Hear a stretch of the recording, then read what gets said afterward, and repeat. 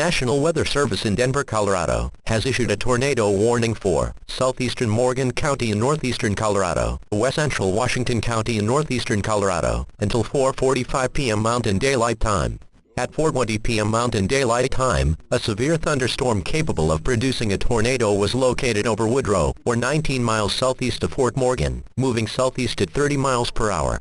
Hazard: tornado. Source: radar-indicated rotation. Impact: flying debris will be dangerous to those caught without shelter. Mobile homes will be damaged or destroyed. Damage to roofs, windows, and vehicles will occur. Tree damage is likely. This dangerous storm will be near Woodrow around 4:25 p.m. Mountain Daylight Time. Precautionary/preparedness actions: take cover now.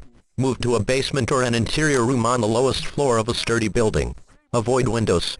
If you are outdoors, in a mobile home, or in a vehicle, move to the closest substantial shelter and protect yourself from flying debris. Well, it'd be rude to not check on your friends after a while.